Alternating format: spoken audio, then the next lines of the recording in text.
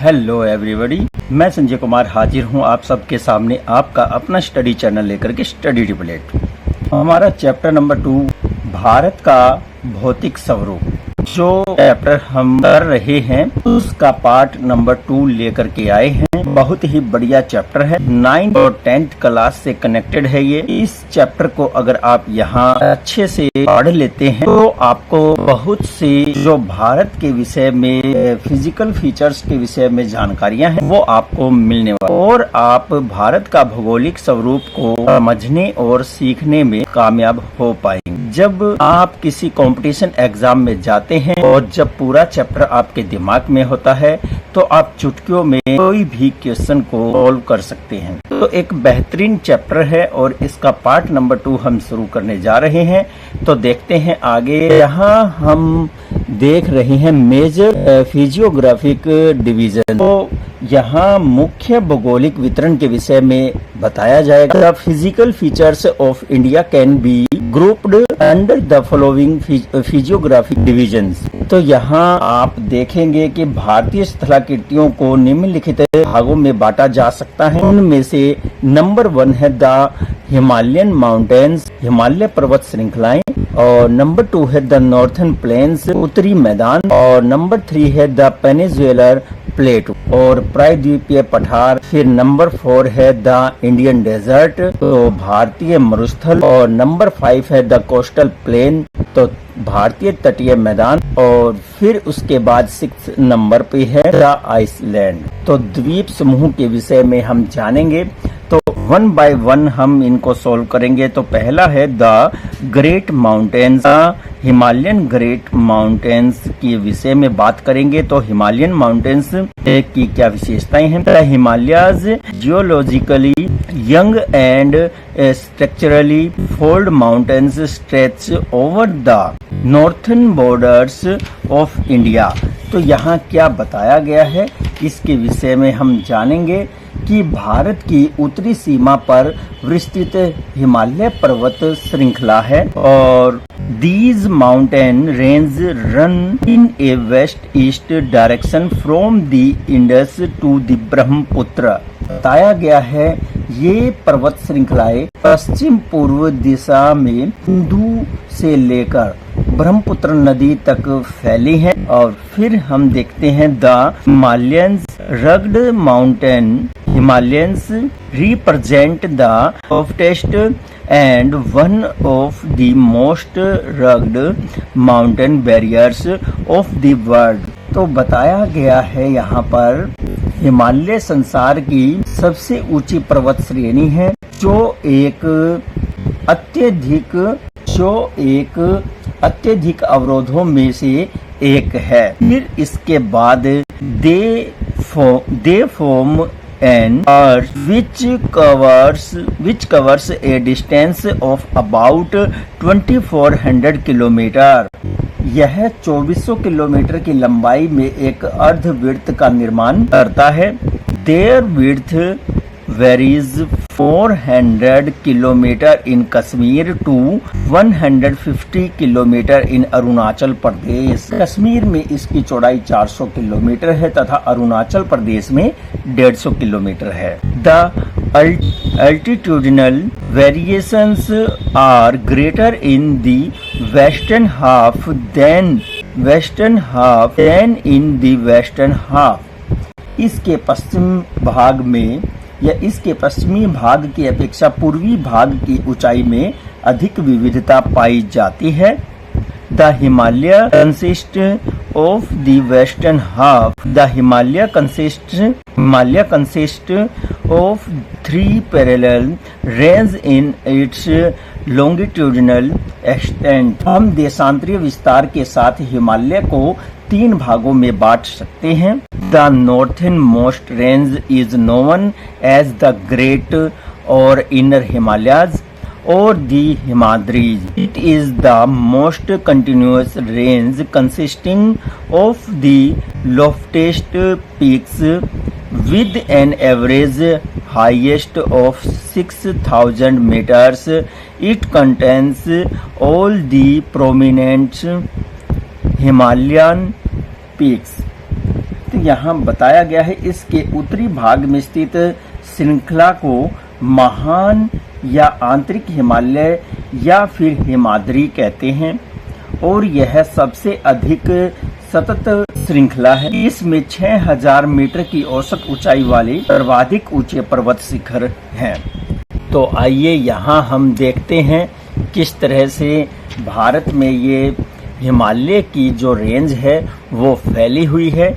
तो आप देख सकते हैं जम्मू कश्मीर में जो इसकी विड्थ है यानी चौड़ाई है तो वो 400 किलोमीटर है। और अगर हम यहाँ बात करें अरुणाचल प्रदेश की तो यहाँ पर 150 किलोमीटर की चौड़ाई में ये हिमालयन रेंज फैली हुई है। अब यहाँ पर कई ऊंचे ऊंचे पीक्स पाई जाती हैं। तो यहाँ पर जास्कर रेंज और कर्राकोरम रेंज है, फिर लद्दाख श्रेणी है, फिर यहाँ पर आप देख सकते हैं कि नंदा देवी है, धौलगिरी है, माउंट एवरेस्ट जो कि नेपाल में है, इसके बाद कंचनजंगा ये भारत में है और यहाँ पर नामचा बरवा ये कुछ और भी पर्वत श्रेणियां हैं। तो बहुत ही ग्रेट है हिमालय माउंटेन और यह भारत को बहुत से तरीकों से सुरक्षा प्रदान करता है। इतना ही नहीं है, भारत में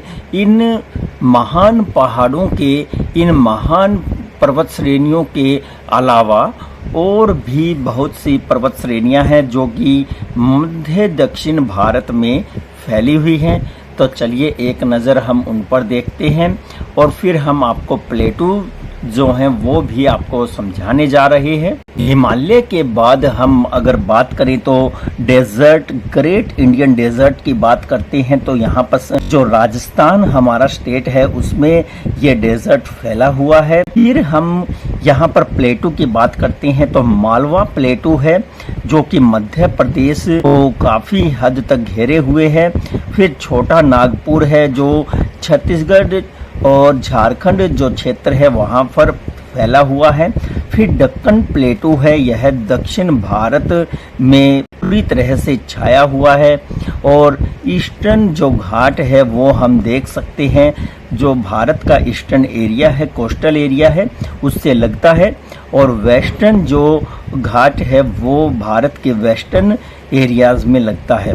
तो यहाँ पर बहुत सी पर्वत श्रेणियाँ हैं जैसे कि अनायमलाई और अनायमोडी, महेंद्रगिरी, नीलगिरी, बहुत सी पर्वत श्रेणियाँ हैं जो अपने उचित भंडारों के लिए फेमस हैं। तो यहाँ पर बहुत सी ऊंची ऊंची पर्वत श्रृंखलाएं भी पाई जाती हैं। अब हम यहाँ देख लेते हैं some highest peaks of the Himalayas. तो माउंट एवरेस्ट नेपाल में है, 8848 मीटर इसकी ऊंचाई है। फिर कंचनजंगा है, यह इंडिया में है, 8598 यहाँ पर मीटर इसकी ऊंचाई है। फिर है मकालू और फिर धौलगिरी है, फिर नगा पर्वत है, फिर अन्नपूर्णा और नंदा देवी, फिर कामेत है और नामचा बरवा है और गोरिया मंधाता है। तो यहाँ पर बहुत सी जो ऊंचे ऊंचे पर्वत श्रृंखलाएं हैं वो कुछ भारत में हैं तो कुछ नेपाल में हैं। अब देखते हैं the folds of great Himalayas are asymmetrical in nature. तो यहाँ बताया गया है महान हिमालय के इस भाग का करोड़ ग्रेनाइट का बना है। The core of this part of Himalaya is composed of granite. It is perennially snow bound. और देखिए यहाँ पर यह पर्वत श्रृंखला हमेशा बर्फ से ढकी रहती है and a number of glaciers descend from this range तथा इसमें बहुत सी हिमानियाँ स्थित है। यहाँ पर फाइंड आउट के विषय में पूछा गया है तो आप देख सकते हैं the names of the glaciers and passes that lie in great Himalayas. तो हिमालय में पड़ने वाली महान जो दर्रे हैं और जो ग्लेशियर्स हैं उनके विषय में पूछा है, उनके नाम बताने हैं। और नेक्स्ट है the name of the states where highest peak are located, और उन राज्यों के नाम बताने हैं जहां पर हाईएस्ट पीक पाई जाती हैं। अब देखते हैं the range lying to the south of the Himadri form the most rugged mountain system and is known as Himachal और लेजर हिमालय। तो यहाँ बताया गया है हिमाद्री के दक्षिणी भाग में स्थित श्रृंखला सबसे अधिक विषम है, जो हिमाचल या निम्न हिमालय के नाम से जानी जाती है। The range are mainly composed of highly compressed and altered rock. यहाँ पर देखिए इनका निर्माण मुख्यतः अत्यधिक संपीड़ित तथा परिवर्तित शैलों से हुआ है। The altitude varies between 3700 and 4500 meters and the average width is of 50 kilometer, while the Pir Panjal range forms the longest and the most important range। तो ये बताया गया है पीर पंजाल श्रृंखला सबसे लंबी और महत्वपूर्ण श्रृंखला है। इनकी जो ऊंचाई और चौड़ाई है वो 3700 मीटर से 4500 मीटर के बीच है, और इनकी औसत जो चौड़ाई है वो है 50 kilometre. The Dhauladhar and the Mahabharat range are also prominent ones. This range consist of the famous. तो यहाँ पर बताया गया है इसी श्रृंखला में बहुत सी और भी श्रृंखलाएं हैं। महाभारत और धौलाधर श्रृंखलाएं भी महत्वपूर्ण हैं। इसी श्रृंखला में हम बात करते हैं valley of Kashmir and Kangra and Kullu valley in Himachal Pradesh. This region is well known for its hill station. तो देखिए यहाँ पर बताया गया इस श्रृंखला में कश्मीर घाटी तथा हिमाचल की कांगड़ा एवं कुल्लू घाटियां स्थित है। इस क्षेत्र को अनेक पहाड़ी नगरों के लिए जाना जाता है। फिर से फाइंड आउट की बात करते हैं। लोकेशन ऑफ मसूरी और Nainital Ranikhet from your atlas and also name the state where they are located. तो ये आपको बताना है कि ये तीनों स्थान किन राज्यों में हैं। The outer most range of the Himalayas is called the Shivalik. They extend over A width of 10 to 50 kilometer and above an altitude varying between 900 and 1100 metre. Himalaya की सबसे बाहरी श्रृंखला को शिवालिक के नाम से जाना जाता है, जो चौड़ाई में 10 से 50 किलोमीटर तथा ऊंचाई में 900-1100 किलोमीटर के बीच है। These range are composed of unconsolidated sediments brought down by rivers from the main Himalayas range located further north. These valleys are covered with thick gravel and alluvium। तो यहाँ बताया गया है कि यह श्रृंखला ये उत्तर में स्थित मुख्य हिमालय की श्रृंखलाओं की नदियों के द्वारा लाई गई संपीड़ित अवसादों से बनी है। यह श्रृंखला बजरी और जलोढ़ की मोटी परत से ढकी हुई है। निम्न हिमाचल तथा शिवालिक के बीच में स्थित लंबवत घाटी को दून घाटी के नाम से जाना जाता है। तो देखिए the longitudinal valley lying between lesser Himalaya and the Shiwalik are known as Dun. इनको दून्स घाटी के नाम से जाना जाता है, जो शिवालिक और हिमाचल के बीच में पड़ती हैं। फिर हम देखते हैं Dehradun, Kotli Dun and Patli Dun are some of the well known Duns. तो इनमें से कुछ मुख्य जो नाम है वो है देहरादून, कोटली दून और पटली दून प्रमुख हैं। Besides the longitudinal division, the Himalayas have been divided on the basis of regions from west to east.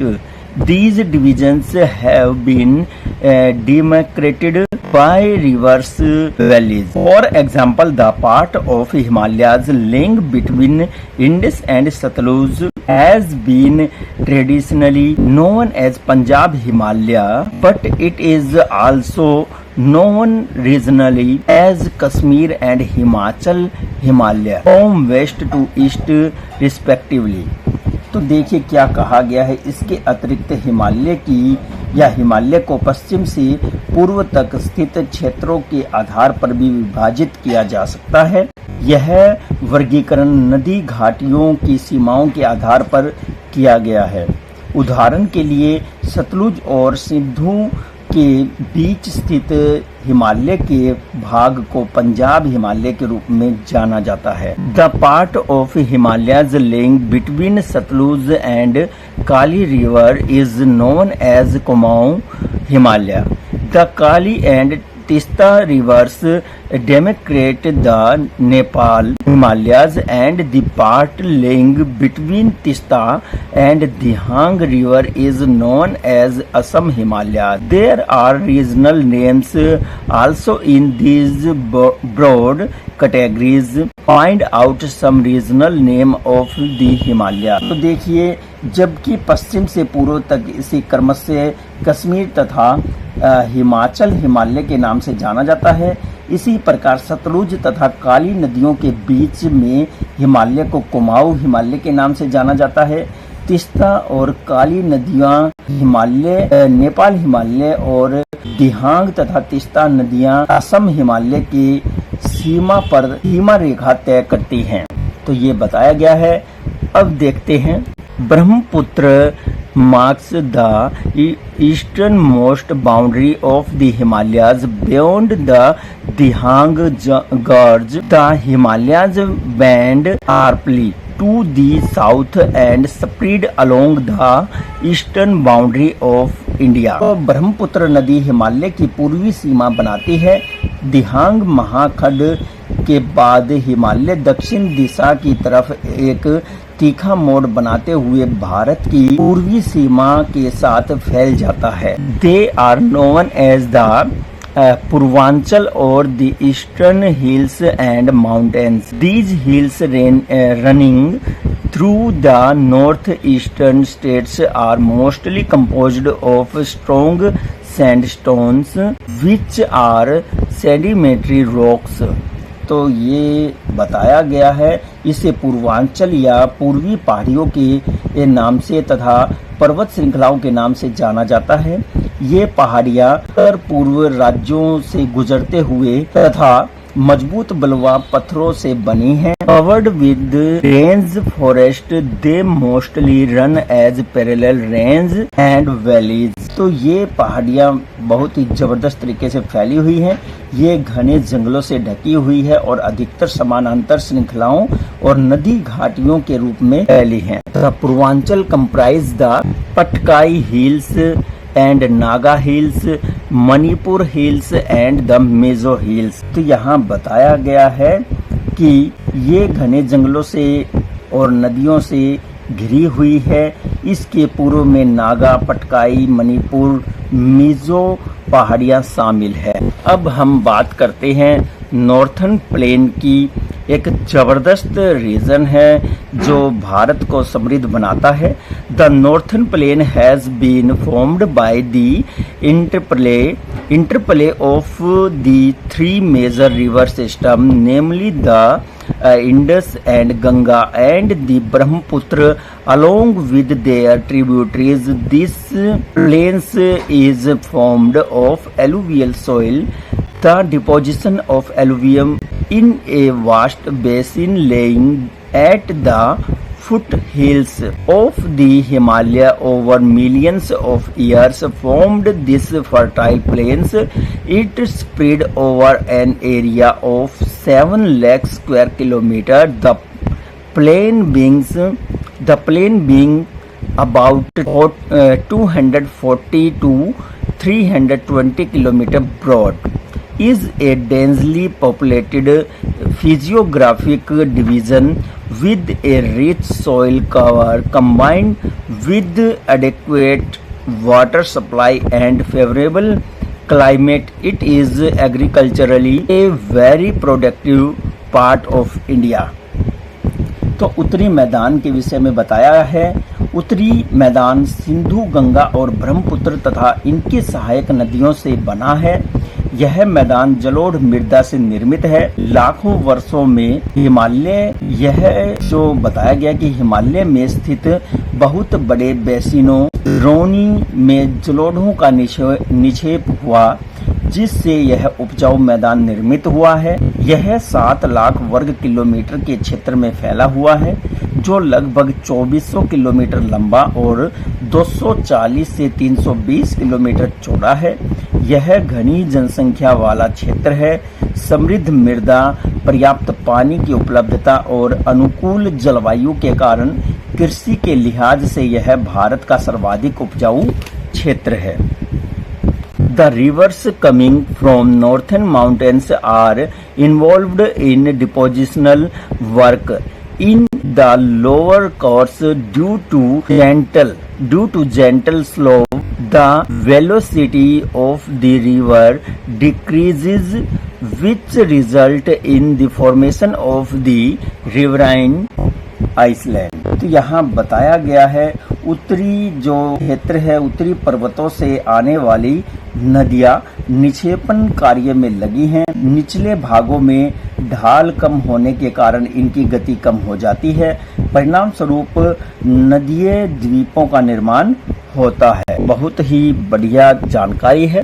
Do you know में क्या जानना है तो देखिए, Majuli in the Brahmaputra river is the largest inhabited riverine island in the world. तो विश्व का सबसे बड़ा जो नदी द्वीप है वो माजुली है, जो कि ब्रह्मपुत्र नदी में है। The reverse in their lower course split into numerous channels due to the deposition of silt.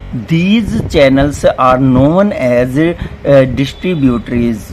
तो देखिए बताया है नदियों के निचले भाग में गाद इकट्ठी हो जाने के कारण नदियां बहुत सी धाराओं में बट जाती हैं और जिन्हें वितरिकाएं कहा जाता है। तो इसी तरह से आगे देखते हैं। The northern plain is broadly divided into 3 sections. The western part of the northern plain formed by the Indus and its tributaries. The larger part of this plain lies in the Indus and its tributaries, the Jhelum, the Chenab, the Ravi, the Byas and the Satluj originate in the Himalaya. This section of the plain is dominated by the Doabs. तो उत्तरी मैदान को मोटे तौर पर 3 उपवर्गों में विभाजित किया जाता है। इसके पश्चिमी भाग को पंजाब का मैदान कहा जाता है। सिंधु तथा इसकी सहायक नदियों के द्वारा बनाए गए इस मैदान का ज्यादातर भाग पाकिस्तान में स्थित है। मैदान के इस भाग में दोआब की संख्या बहुत अधिक है। यहाँ पर डू यू नो आया है। Doab is made up of 2 words. यह 2 शब्दों से मिलकर बना है दोआब। डू का मतलब है मीनिंग टू यानी कि 2, एंड अब मीनिंग इसका मतलब है पानी। तो similarly Punjab is also made up 2 words. पंज मीनिंग यानी कि 5 एंड अब यानी कि वाटर। तो 5 जो नदियां हैं उसके क्षेत्र को पंजाब कहते हैं। अब यहाँ देखते हैं the Ganga plain extends between Ghaggar and Teesta rivers. It is spread over the state of northern India, Haryana, Delhi, UP, Bihar, partly Jharkhand and West Bengal to its east, particularly in Assam lies the Brahmaputra plains. तो गंगा के मैदान का फैलाव घग्गर तथा तीस्ता नदियों के बीच है और यह उत्तरी राज्यों हरियाणा, दिल्ली, उत्तर उत्तर प्रदेश, बिहार, झारखंड के कुछ भाग तथा पश्चिमी बंगाल में फैला हुआ है और इसके पश्चिम में ब्रह्मपुत्र का मैदान है जो विशेषकर असम में स्थित है। The northern plains are generally described as flat land with no variation in its relief. It is not true. These vast plains also have deserve relief features. According to the variation in relief feature, the northern plain can be divided into 4 regions. तो उत्तरी मैदानों की व्याख्या सामान्यतः इसके ऊंचावचों के आधार पर बिना किसी विविधता वाले समतल मैदानों के रूप में की जाती है। यह ठीक नहीं है। इन विशाल मैदानों की भौगोलिक आकृतियों में काफी विविधता पाई जाती है। The rivers, after descending from the mountains, deposits pebbles in a narrow belt of about 8 to 16 km in width, laying parallel to the slope of the Shivaliks. It is known as Bhabar. All the streams disappear in this Bhabar belt. तो बताया गया है विभिन्नता के आधार पर उत्तरी मैदानों को 4 भागों में बांटकर आगे क्या बताया है। शिवालिक की ढलानों पर चौड़ी पट्टी के रूप में गुटिका का निक्षेप करती हैं ये नदियां, जिसे भाबर के नाम से जाना जाता है। सभी नदियां इस भाबर पट्टी में विलुप्त हो जाती हैं। तो आगे बताया है south of this belt the streams and rivers remerge and create a wet swampy and marshy region known as Trai. This was a thickly forested region full of wildlife. The forests have been cleared to create agricultural land and to settle migrants from Pakistan after partition. Locate Dudhwa national park in this region. तो सभी नदियां इस भाबर पट्टी में विलुप्त हो जाती हैं। इस पट्टी के दक्षिण में ये सरिताएं पुनः निकलकर नम और दलदली क्षेत्रों का निर्माण करती हैं, जिसे तराई के नाम से जाना जाता है। यह वन्य प्राणियों से भरा घने जंगलों का क्षेत्र बंटवारे के बाद पाकिस्तान से आए शरणार्थियों को कृषि योग्य भूमि उपलब्ध कराने के लिए काटा जा चुका है। इसी क्षेत्र में दुधवा राष्ट्रीय पार्क स्थित है। The largest part of the northern plain is formed of older alluvium. They lie above the flood plains of the rivers and present a terrace-like feature. This part is known as Bangar. तो यहाँ बताया गया है उत्तरी मैदान का सबसे विशालतम भाग पुरानी जलोढ़ मिट्टी का बना है। यह नदियों के बाढ़ वाले मैदान के ऊपर स्थित है, जो वेदिका जैसी आकृति प्रदर्शित करता है। तो इसको हम बांगर के नाम से जानते हैं। इस भाग को बांगर कहा जाता है। The soil in this region contains calcareous deposits locally known as kankar. The newer younger deposits of the flood plain are called khadar. They are renewed almost every year and so are fertile, thus ideal for intensive agriculture. यहाँ बताया गया है इस क्षेत्र में मृदा में चूने के निक्षेप पाए जाते हैं, जिसे स्थानीय लोगों द्वारा कंकड़ कहा जाता है, और बाढ़ वाले मैदानों के नए निक्षेपों को खादर कहा जाता है। लगभग प्रतिवर्ष इनका पुनर्निर्माण होता है, इसलिए ये अत्यंत उपजाऊ तथा गहन खेती के लिए आदर्श स्थल कहे जाते हैं। तो एक बहुत ही बढ़िया यहाँ पर नॉलेज देने वाला ये चैप्टर है। तो डियर स्टूडेंट, आज हम अपनी वीडियो के सेकंड पार्ट में इतना ही पढ़ेंगे इस चैप्टर को। और नेक्स्ट पार्ट में हम इस चैप्टर को कंप्लीट कर देंगे। नेक्स्ट जो पार्ट आएगा वह हमारे इस वीडियो का कंप्लीट एक्सप्लेनेशन वीडियो होगी। और आप लोगों के द्वारा अगर ये चैप्टर अच्छे से समझ में आया है और वीडियोस आप लोगों को अच्छी लगती हैं तो आप ज़्यादा से ज़्यादा लाइक कमेंट शेयर ज़रूर करें। अगर आप फर्स्ट टाइम इस चैनल को देख रहे हैं तो आप इसी तरह से और भी ढेर सारी यूज़फुल वीडियोस का नोटिफिकेशन प्राप्त करने के लिए जल्द से जल्द इस चैनल को सब्सक्राइब करें। तो आप लोगों से हम चाहते हैं इजाज़त, फिर से मिलेंगे हम नेक्स्ट वीडियो में। तब तक के लिए मुझे दीजिए इजाज़त। नमस्कार, जय।